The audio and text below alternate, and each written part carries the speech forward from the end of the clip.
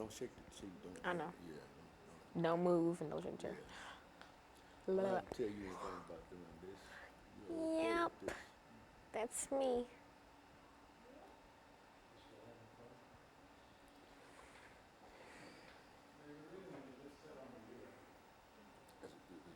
My tie on straight. Yeah.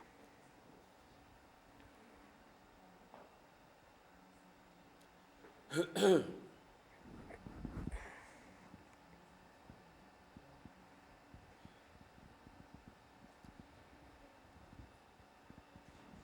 know, this is an appropriate topic today, talking about the Russian Revolution, because, Are we fighting with the Russians? Well, not fighting, but Donald Trump has a little bit of issues with the yeah, well, that's Russians. what I was saying.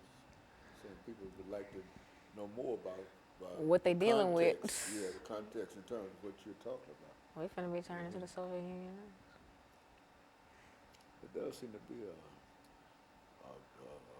But did you know that the Soviet Union was created, like the big professed idea was everybody gets equal rights and like everybody's just equal. Nobody's like different. Everybody has equal opportunities and equal rights and equal property and stuff. A lot like more like political figures than you'd actually think like really agree with that. And an autocracy is where just one person just rules everything. And a lot of people agree with that too. A lot of people a lot of people try to instill that in their countries well, you or think whatever. Mr. Putin is that Putin or Putin. Trump? No, Mr. Putin, Putin is a Russian man. I mean, he probably is. Yeah, you know he is. You know, all Everything you said about the Russian Revolution, the autocracy and all of that, that applies directly to Mr. Putin. and Lenin. And yeah, of course. You know.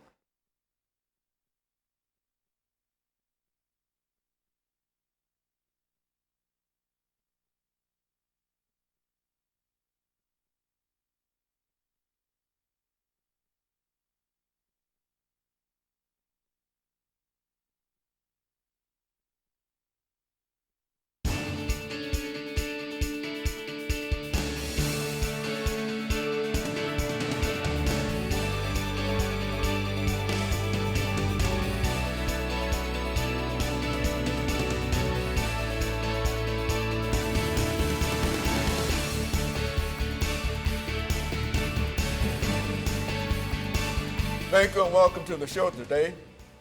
The topic today is the Russian Revolution. And we're fortunate to have with us to talk about the Russian Revolution, Alana McLaughlin. And of course, Alana, let me welcome you to the show this morning and to tell you how delighted we are to have you with us. You've not been with us on a number of occasions, but nevertheless, you are with us today. And you have selected a very, very unusual topic today, dealing with the Russian Revolution. Before we get started in the topic, Alana, let's see if we can have you to give us some information about your background, your education, and some of the things that were important in terms of bringing you to us this morning. And by that time, we should be out of this first 6-minute segment, and then we'll have an opportunity to dive directly into the Russian Revolution. Let's do it from that perspective. Well, as you previously stated, my name is Alana McLaughlin. I am a freshman at the Nashville School of the Arts. I play trumpet. And what really brought me here was my love for history and talking about topics that a lot of people don't know about. Like the Russian Revolution, people know of it, but people don't really know about it. Mm-hmm. And so that's my main purpose here today, to shed light on a topic that is kind of important. And well, all historical events are important because they tie into our modern daily life in some way, shape, or form. But about me, I'm Alana McLaughlin. I am very involved in sports. Like I said, I play trumpet. I am in marching band. I cheerlead, etc. Just things like that. And that's about it. But school comes before everything. And I'm really more of an academic based person. So that's very good. So let's look at the so-called Russian Revolution, Lana, and give us sort of an overview in terms of the kind of information that you're going to give us this morning dealing with this very, very important historical event? Well, the overview of the Russian Revolution is really just the big name for two sets of revolutions. And these two revolutions kind of work together to tear down the Tsarist autocracy. And now, if you're not familiar with that, it's a type of democracy or whatever. And it's a type that basically means one person rules everything. So they rule government, they rule the people, just one big leader. If you look back in history, there were lots of forms, well, attempted forms of autocracy. Say Hitler and the Jews, he tried to kind of run everything with him just being the sole leader, not really having a government, just him. Lots of dictators try to instill an autocracy, but a lot of times it doesn't work. But as I was saying, the Russian Revolution is just a big name for that. And see, once the Russian Revolution occurred in 1917, this overthrew that autocracy that I mentioned, and this was the beginning of the Soviet Union, which would come to play in 1922. Why don't you tell us something about how this overthrowing of this autocracy came about? What was an autocracy, and what was the name of the basic kind of thing that upheld the whole Russian situation up until that time? Well, what upheld the Russian people was the fact that none of them had rebelled up until this revolution, this rebellion. They all sat and kind of tolerated this autocracy, this one person trying to instill beliefs and views that the Russian people didn't necessarily agree with. But they let this pass by until certain people stood up and tried to break down this barrier.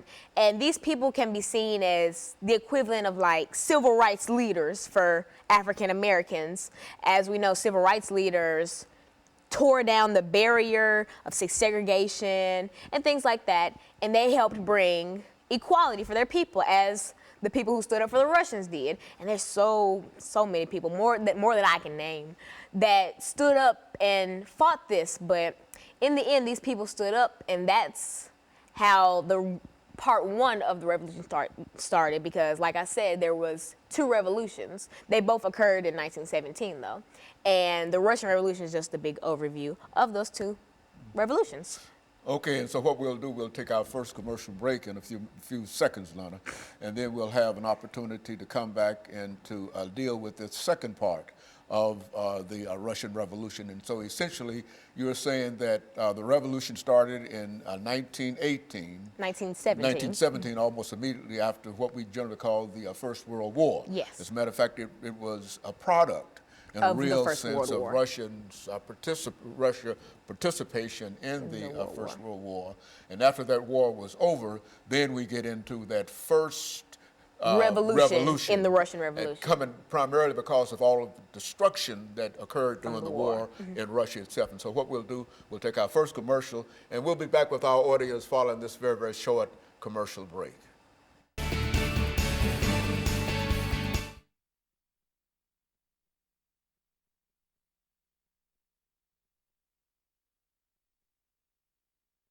Why it would never survive somewhere like like America and stuff like that. And then after that, I'm just going to like comparing dictators and stuff. Okay, well, you let me know. Are you just going to start comparing? I'll just follow you then. All right. Okay, well, I'm just trying to get a pace to it and get a voice level and a depth to it. Okay. You make it go that way, and because it bring you out in reference to it. And so when we come back, I'll announce what we're dealing with, and then you can start again where you please. And we've got 8 minutes, and you deal with this however you wish to. And if at some point you wish to bring in some information in reference to the animal farm, et cetera, anything that you want to deal with dealing with the Russian Revolution, because I think we've got a pretty good start dealing with that great historical event.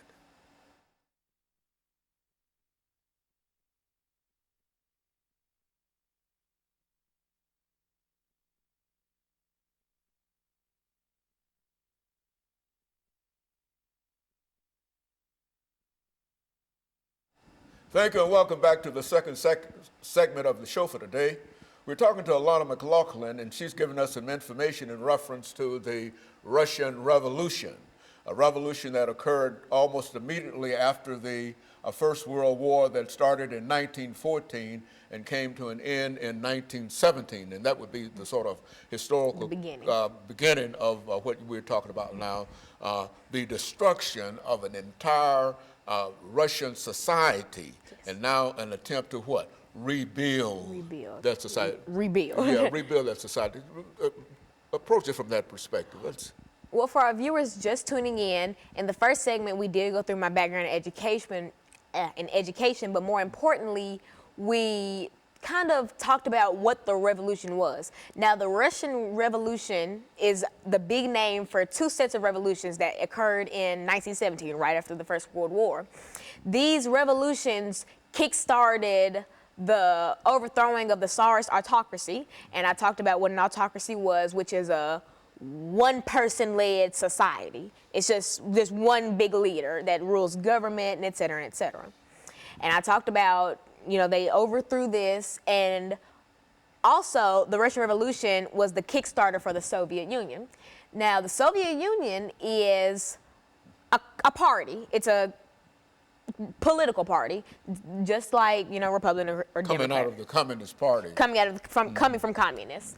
Now, the Soviet Union's big idea was that all persons should have equal rights, equal property, just everybody should just be equal. There was no personal property, everything belonged to the state, really. But they tried to make all people equal. Now, you could see that it might sound, you know, fair and good in the end, but it doesn't really work. Now, something like this couldn't be instilled in America because we have different rankings of people. We have the higher class, we have the lower class, middle class, working class, all that.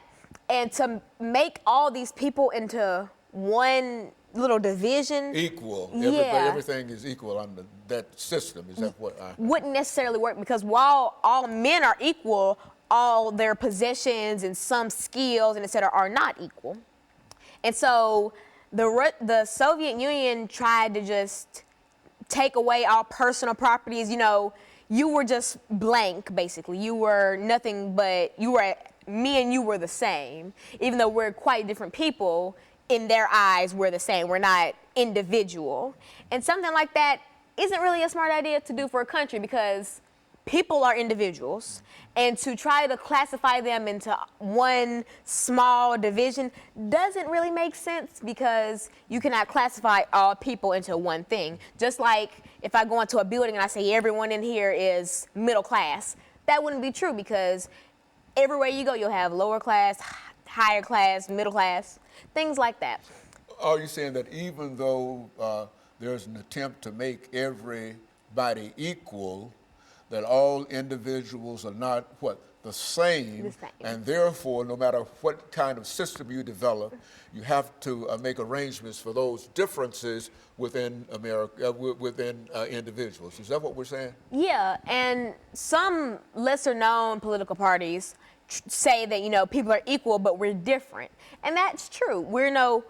No man is worth more than the other, yet we just have different skills. No, we're not the same. Like me and you, we both deserve the same things, deserve the same treatment, but we are not the same. We're not on the same levels. And that's kind of what the Soviet Union wanted to do to all the Russian people. Like, the capital city for the Soviet Union was Moscow, and that was also the largest city. And this was Russia. The biggest country in the Soviet Union was Russia. And so I'm kind of focusing in on Russia because of the Russian Revolution. And so in making all those people the same, it didn't really work out. And so, but here's a surprising fact. After 1917, once the revolution started, once it ended, this was 1922 at this point. That's when the Soviet Union really came into power and was classified as an actual party. The Soviet Union did not end until 1991, July of 1991. So this actually lasted, and it was incorporated for the Russian people. And so 1991 was about 20-ish years ago. This really went on for a long time, and people don't see that. They think of, when they hear Soviet Union, they think of, oh, this was back during Lenin and the Tsarist autocracy. this was very close to 27. This is 2017. That was not a long time ago, and so it's very strange to look at it that way because the Soviet Union was still coming into par when we had like modern televisions and stuff like that. It's very strange to think about.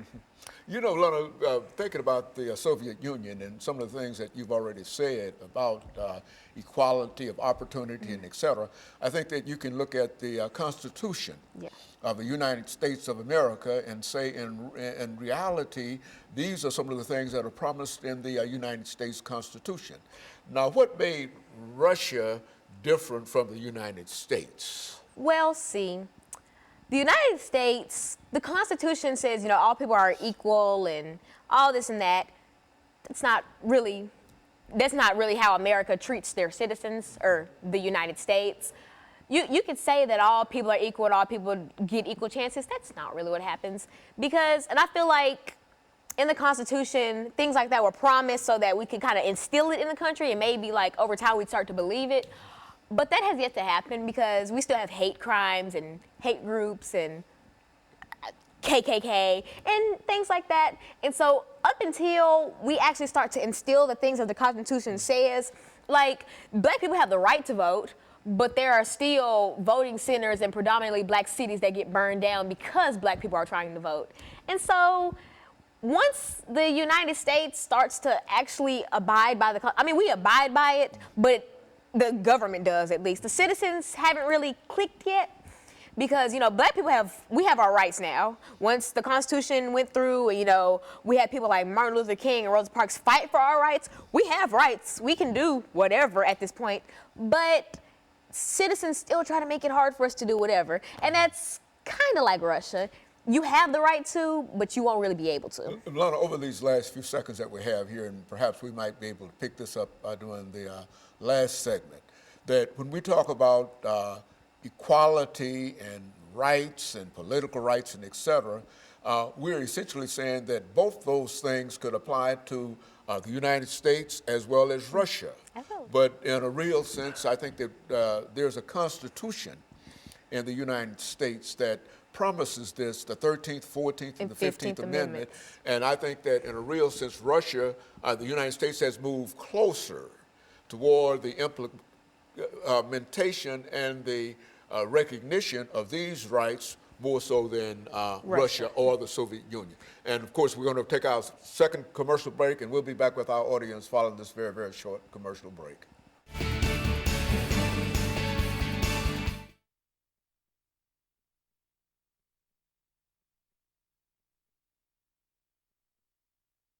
It's habit. It's like, don't do that. Okay, it's habit. Okay. Just No, because I get tongue tied. I was like, yeah. Well, I'm just tie your tongue up and do like I do with these dentures. You Okay. talk about trying to talk with those things. That's really, okay, I get it. you know what I'm saying? Yeah. But you're doing excellent. You're doing really well. Now, what you want to talk about now? I'm gonna go back in on rights and stuff, and then compare, like just comparisons and stuff. Okay, I'm gonna let you just go and start talking about what you think you know about. You're doing well. This is some of the information. This is good information, and it gives us a. But I just wanted to make that comparison because we believe, all of us believe in equality of man. That's what, as a matter of fact, the Soviet Union is built upon communism, and communism essentially is common. Everybody ought to share everything, property, and et cetera, and et cetera. But we.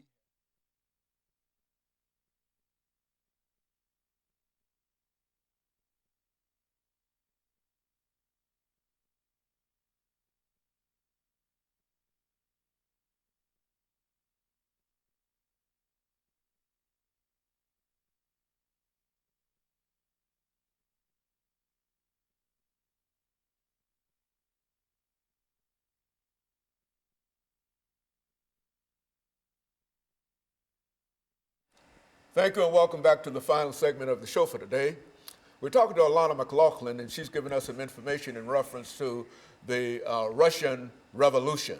Alana, let's see if we might be able to pick up where we left off during the second segment to give you an opportunity to perhaps look at the Russian Revolution, the promise of equality as promised in communism, and then perhaps say something in reference to the Declaration of Independence. We hold these truths and et cetera, that kind of thing. Talk about it from that perspective.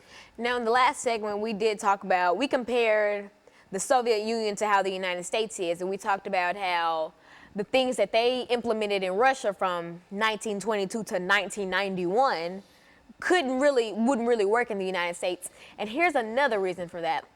Communism, which was very prevalent in Russia and, Moscow, was it was based on the word community, communism, community, which is all men are equal, all men should share, things like that. Now, America, we have the 14th, 15th, and 13th, 14th, and 15th Amendments that basically talk about African American rights, because there wasn't really a time where Caucasians, their rights were taken away. It was basically black people. And so, in talking about communism and all that, they wanted other people to be equal and share. We couldn't implement that in America because we went through slavery for 300 years.